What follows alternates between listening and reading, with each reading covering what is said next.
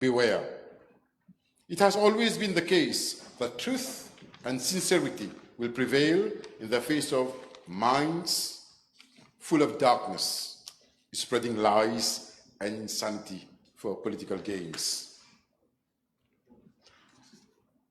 L'ironie du sort, Madame la Présidente, il se déclare comme le prince héritier du symbole soleil, mais dépasse sa malhonnêteté et ses mensonges. Il traîne la ténèbre dans ses pattes. Le dieu qu'on est venu au pouvoir arrête. Minister. Il dit qu'il sera au pouvoir. I can see what you're trying to do.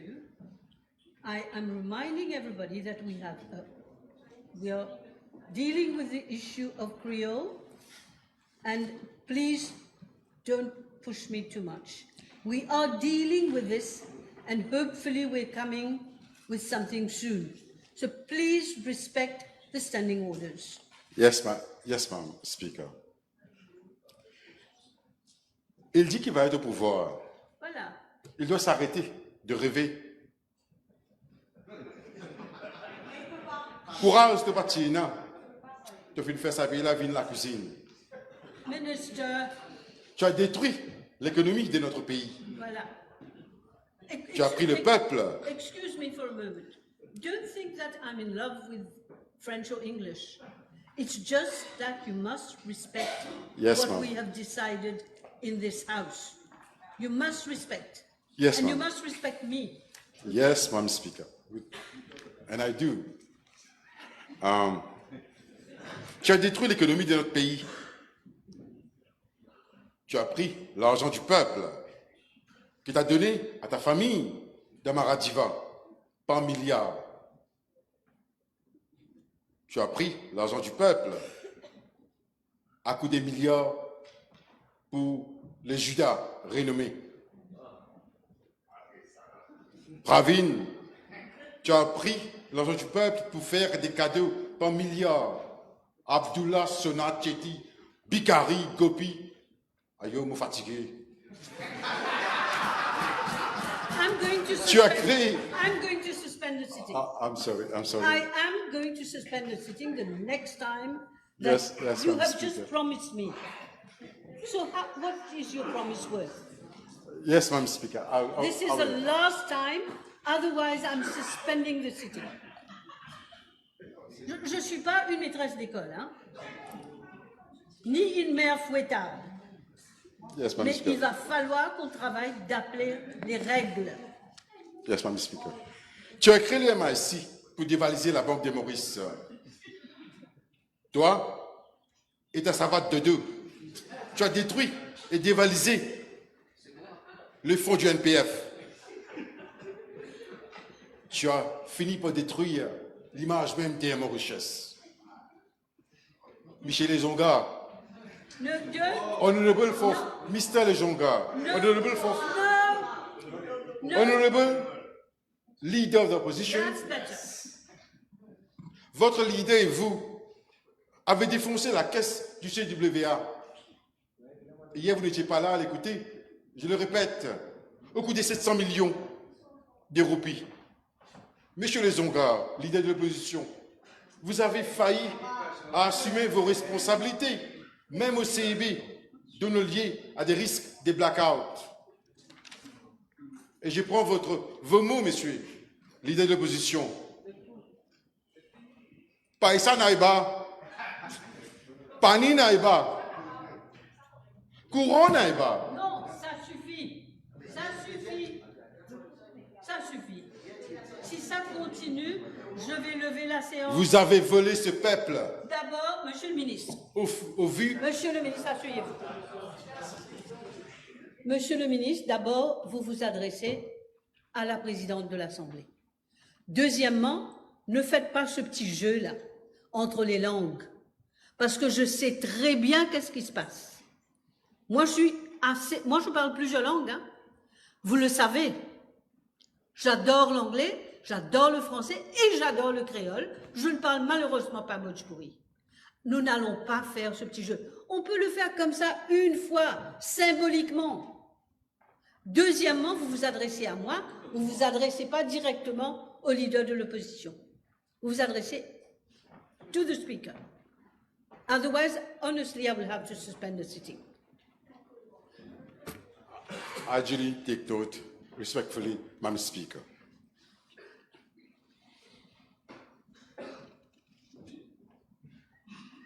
Il y avait un autre mot que je pourrais, je vais m'en passer. And then, Madam Speaker, when the figures didn't add up, then budgets were tampered with, not to say forged, by irresponsibly inflating the GDP and decreasing the budget deficit, leading to fictitious fund allocations to mislead the people of a whole nation.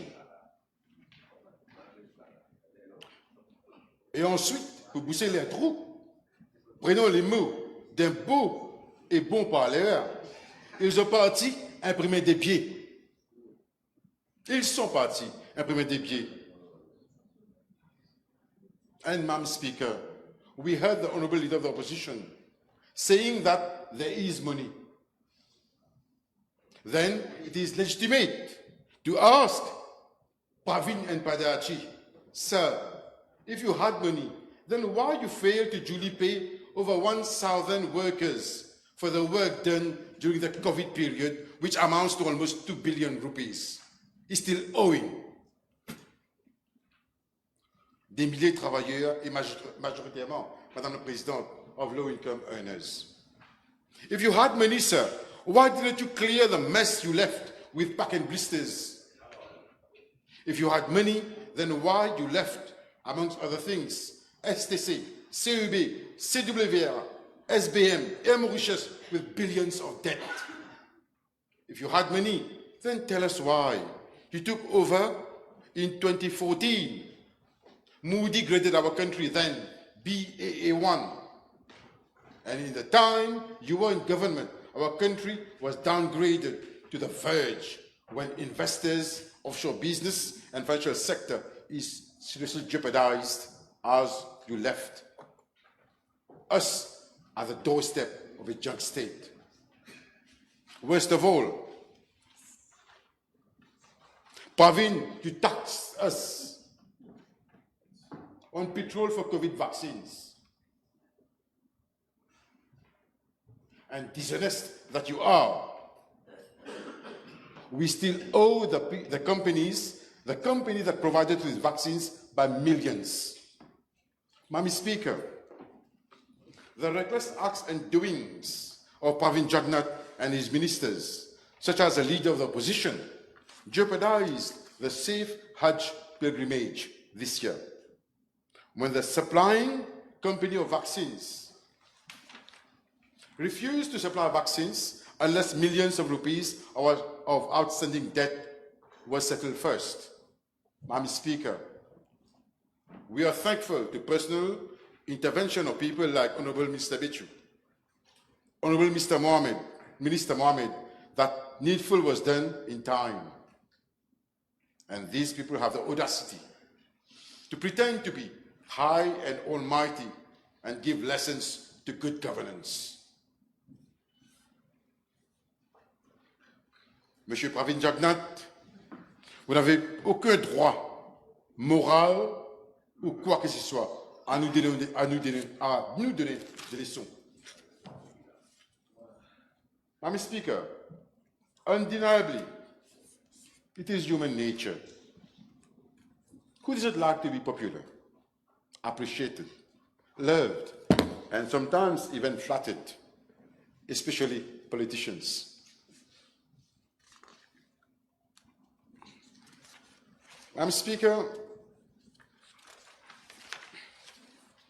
do we have to be geniuses to know that the measures announced in the budget 2025-2026 by the Minister of Finance were going to be difficult?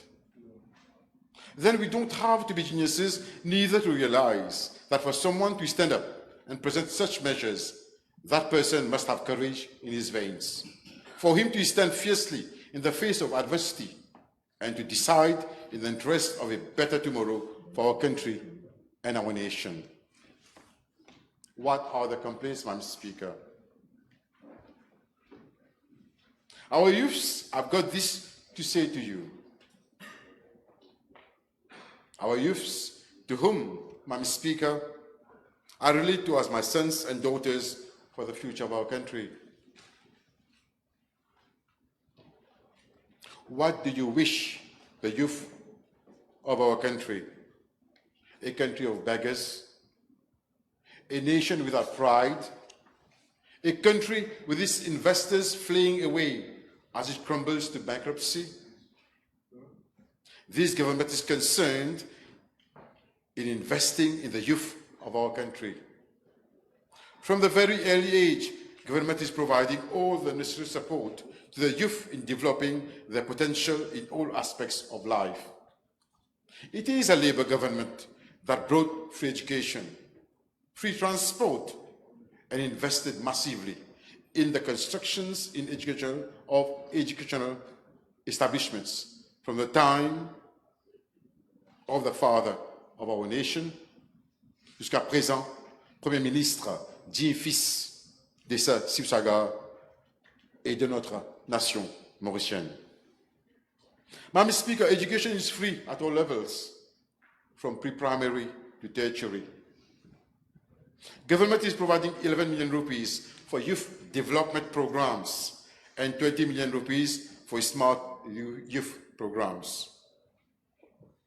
Additionally, the government is setting up 7 sports academies with a solid conviction to professionalize the sports sector and promote the well-being of our young people. 1.1 billion rupees has been allocated to the Minister of Youth and Sports, and we have trust and confidence in Honourable Minister Dharmalingam to successfully realize the vision of the government as well as the aspirations of our youths. I must underline that the Honourable Minister, for the first time, organized and personally attended a one-day recreational event in Amaury, a small village found in our constituency, Piton-Rivière-du-Rempart. Recently, it was highly appreciated to see him in Carocaltis, another remote area where attention of all, one and all, is required. Better employment opportunities for our youth will be provided through in-depth structural reforms in the economic landscape for them to contribute to the progress of our nation. This budget is laser-focused on creating well-paid jobs and fostering an innovative economy design for the young generation. Government is introducing new fiscal incentives under the innovative Mauritius scheme. 2025-2026 budget introduces transformative income tax reforms designed to empower youth by reducing financial burdens and stimulating economic participation. By simplifying the tax bands, exempting annual income tax up to 500,000 rupees, taxing the next 500,000 rupees at only 10%, and capping the highest rate at 20%.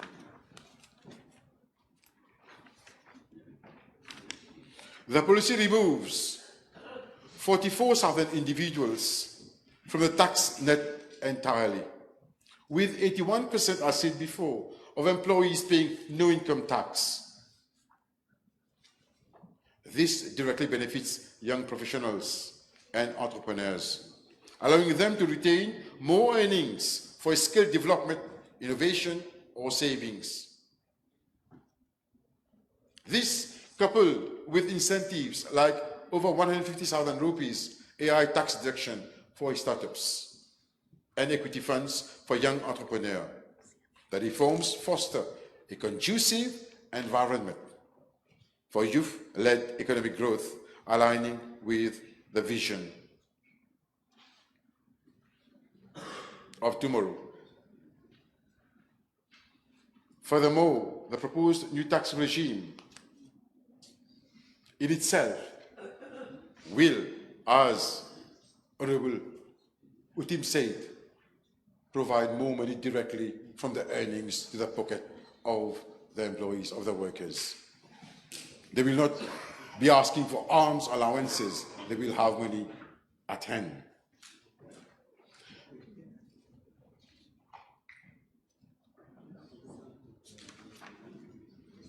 Madam Speaker, I shall touch briefly on the welfare state.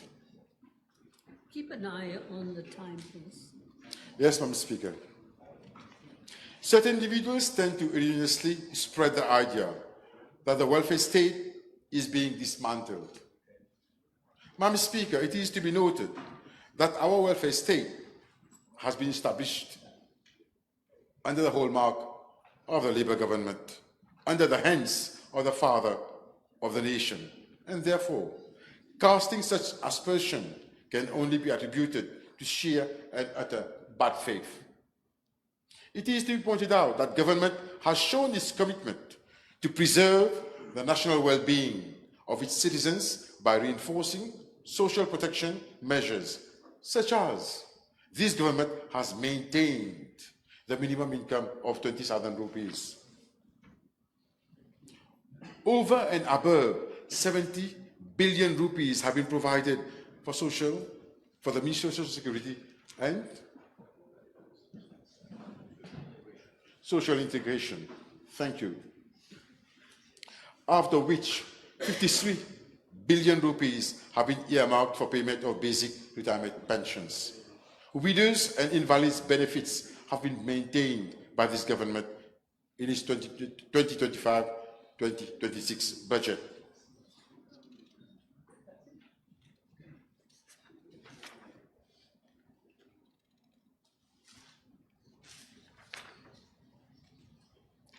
Madam Speaker, I turn now to my own ministry. Madam Speaker, digital transformation and new technologies, especially AI, are vital for public sector reform, changing how citizens engage with government and governmental service. The budget of 2025-2026 highlights AI's importance, and due allocations to the public sector AI program. This will provide all ministries with AI tools, boosting policymaking and service delivery, and signaling a commitment to a future-ready public service. Aligned with the Ministry of Information Technology, Communication and Innovations, Digital Transformation Blueprint, my ministry piloted the Electronic Document Management System, i.e. the EDMS. This system automates document management, cutting delays and costs while increasing transparency. The budget of 2025-2026 allocations have been made to expand the EDMS across the public service. My ministry also successfully piloted the Electronic Scheme of Public Service, the ESOS. This dramatically speeds up scheme management from month to real time. The budget has allocated funds to roll out the ESOS across the public service as well. This enhanced ESOS system will use AI to empower HR staff, enabling efficient development and updates of schemes of service to attract top talent for citizen-centric public service. Moreover, Madam Speaker, good governance is the cornerstone of a thriving nation, fostering transparency, accountability, and the efficient use of resources for the betterment of all our citizens. However, for the past decade, Mauritius has witnessed a grim reality, a decline in our international rankings, notably in the Corruption Perception Index and the Mo Ibrahim Index of African Governance. In the Corruption Perception Index, Mauritius has regressed in the last 10 years.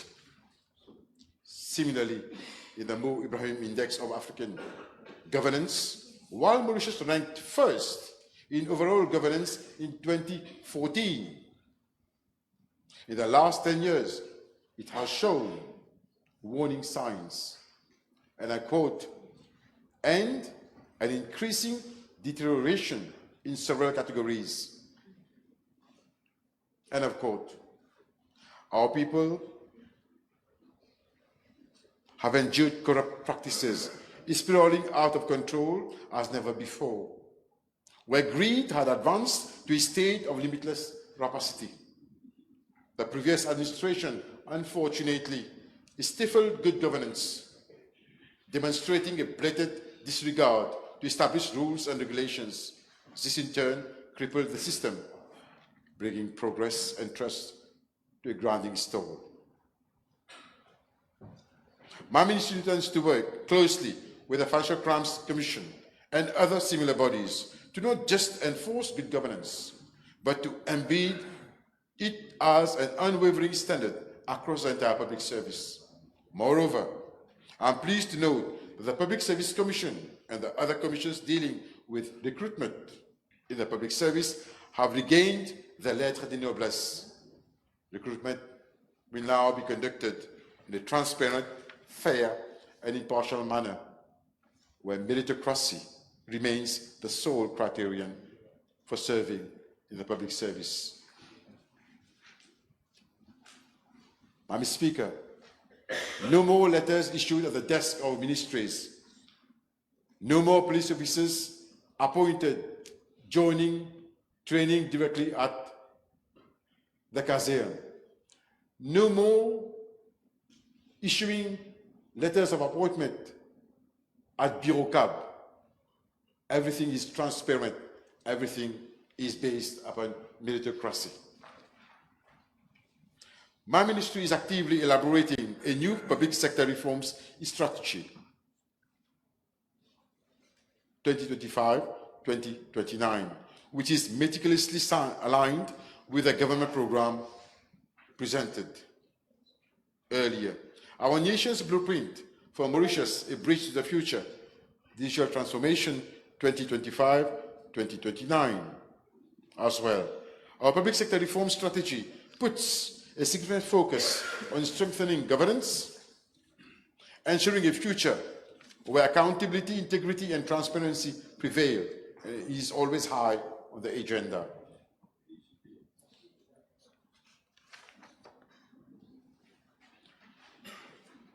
Madam Speaker, in order to fast-track reforms initiatives, my ministry is also introducing the public reforms scheme with an initial provision already earmarked in the budget of 2025-2026.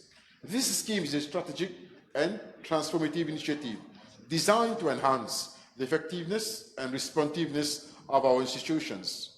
It is focused on improving process, strengthening institutional structures, promote the adoption of innovative technologies through the sandbox framework, and empowering our public officers with the skills and mindsets required to lead change. Madam Speaker, to ensure that reforms are not only well conceived, but also effectively implemented, paragraph 210 of Budget Speech 2025-2026 highlights the setting up of reforms and innovation units in all ministries and departments. These units will be led by designated directors of reforms who will drive the reform agenda from within, working closely with the respective accounting officers and my ministry to ensure coherence and accountability.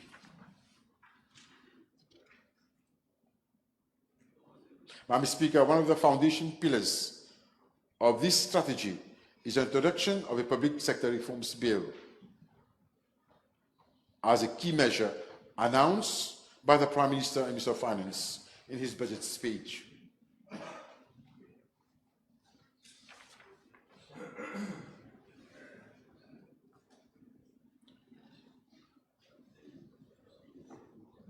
Madam Speaker, I am pleased to announce that my ministry has finalized the terms of reference for the recruitment of a consultant to revamp and digitalize the performance management system in an objective manner.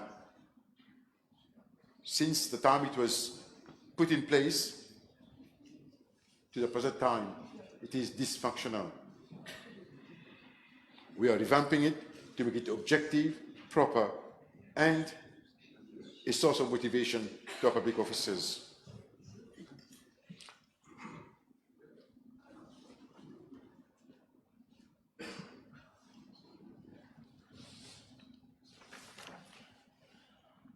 Madam Speaker, a short note on the training and capacity building.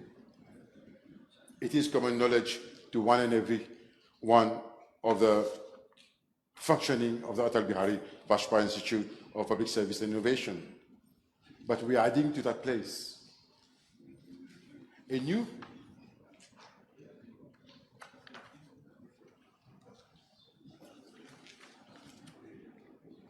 section which will be concerned with a public sector innovation research lab. Such a lab exists in countries like Singapore, UAE, and India. This lab will function as a national hub for experimentation, co-creation, and problem solving, where public officers, academics, technologists, and citizens can work together to redesign public services and delivery models, prototype new administrative processes, streamline workflows, and apply human-centered design thinking to governance challenges. Its goal is clear. That is to improve operational efficiency, reduce bureaucracy, and foster a smooth, agile public service that is responsive to the needs of citizens.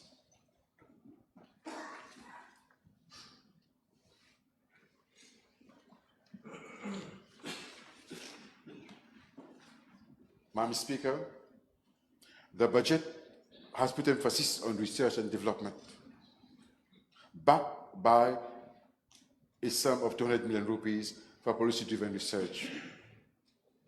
This in itself is a game changer. In the past, public service decisions were often made based on inertia or intuition. Now, we are institutionalizing knowledge-based governance. Ministries and departments will work with a research center at the Institute to generate insights that improve program design, service, research, and impact. We're laying the groundwork for citizen-centric, tech-enabled, research-informed public service, one that listens, learns, adapts, and above all, delivers.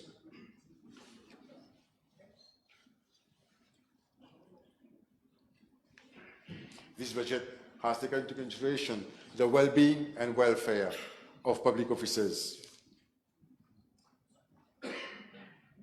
Allocations have been made to ensure that the Public Officers Welfare Council operates and has as its operational modus post-skip programs to well-being as well as cultural initiatives.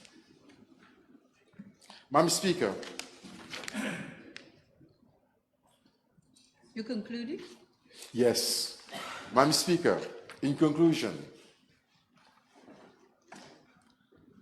I had a few words in Creole, but I will avoid that. As rightly advised by yourself, Madam Speaker. In conclusion, this budget is bold. This budget is courageous. This budget is of vision to be able to govern. As our Prime Minister has already said, we need to have clear vision. Madam Speaker, I come to the end of my contribution towards this budget.